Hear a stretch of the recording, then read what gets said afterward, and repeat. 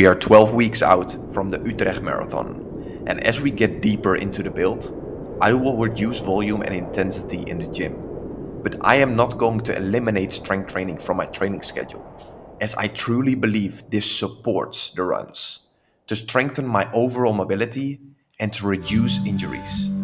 And honestly, I love running, but I also love strength training.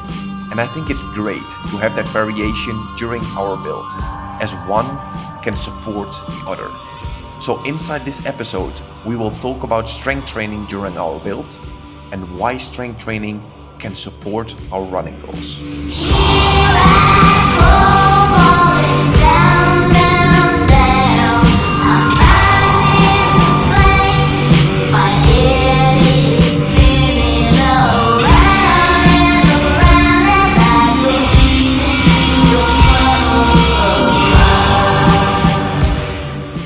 Alright, so let's dive into my current weekly training split in terms of running and in terms of strength training. And I will elaborate on it, why I'm strength training as well, and why I believe it's so important. So as you can see, Monday until Sunday, I don't take days off. I just don't like it. For me, it works better. Whatever works for you, do that. But for me, I don't like to take off days. So as you can see, on Monday, I always have my leg day. And how I've structured this week up in a specific way is with a thought process behind it, which I will elaborate on. So as you can see, we have Monday, we have leg days always. And as you can see on Thursday, that's where I will have speed work. Why did I play speed work at least 72 hours out from leg day? Is because when you train lower body strength on a leg day, right, your legs will just feel fatigued. And if you're also already into running, you know that after leg day, the first run that you will hit, which is for me Tuesday, also with the thought process behind it, will always be that your legs will feel fatigued, right? They will feel very heavy. And because of that, you will just become slower when you will play speed work the day after a leg day, for example, right? So leg day on Monday and then 18 kilometers easy on a Tuesday. Why did I do that? Because the run that will come after that on Tuesday will allow me to facilitate recovery for this specific workout. That is the reason why I did it. And of course, as you can see on Tuesday, the 18 kilometers easy, again, takes 48 hours to then get into my second training, right, of running, which is speed work. On Wednesday, I have back bicep. Friday, I have another 16 kilometers easy after the speed work on Thursday. And then in the afternoon, I also have a chest and tricep session at the gym. Saturday, I hit my abs and shoulders. And Sunday, I have a long run, which is almost always longer than 22 kilometers. So anywhere between 22, 25, 26 kilometers, easy. That's what I have right now as my current training split. When we get deeper into the prep, as of right now, we are 12 and a half weeks out, right? Around 10 weeks out, I would like to at least run 5 times a week. I'm not going to directly then put in another 22 kilometers because then my volume will increase too fast, right? And that will just, let's say, create as well injuries. That's not what we want. But why I've structured it in such a way and placing my strength training inside my current marathon training schedule is because I believe strength training, why it matters is it just allows you to prevent injuries, right? If you're feeling you have a stronger core, right? Your legs are just more muscular, not in terms of size, but just in terms of what they are able and capable to handle, right? In terms of volume of running, with your glutes, with your calves, right? With your hips. If you just train those well, then the pounding that you get into every single week, the amount of kilometers that you run, right? The amount of, let's say, volume that your legs can handle is just going to increase because you have trained your legs.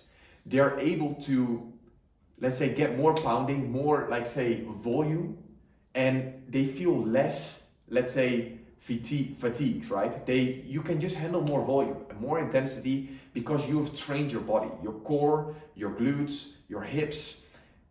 I can guarantee you, if you incorporate strength training, if you haven't done it yet, inside your current running schedule, you will see massive growth in terms of how you will recover, your mobility, because right, you're just able to just move yourself better during the workout, but also your running posture.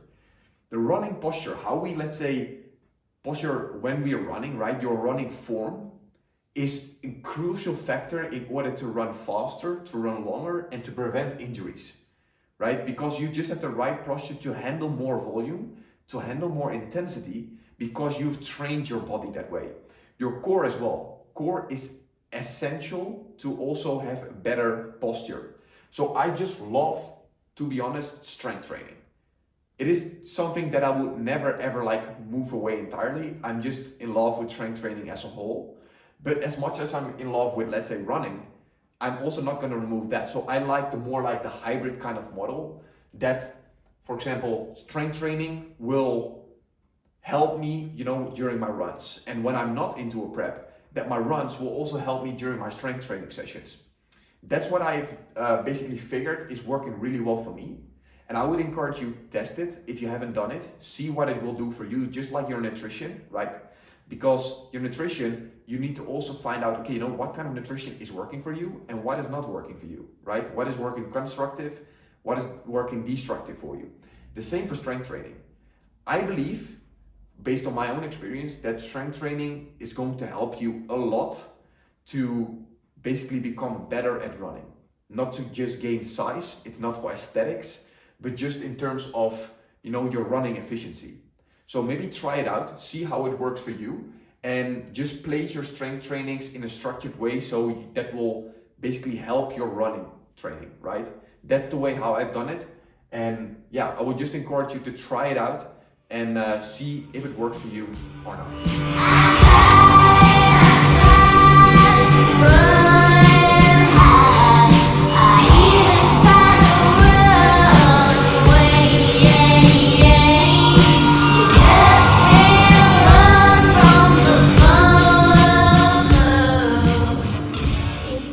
So I have this band with me, and I will also explain why I have it with me. But first of all, as we know, strength training is mainly to reduce basically injuries, right? Simple. For me, when I, for example, my lower body strength training, when I'm focusing on my glutes, my quads, my hamstrings, right, is mainly to facilitate, of course, recovery, because my body is able to handle more volume, to be able to get more pounding with less, let's say, impact on my body itself, so I can recover faster.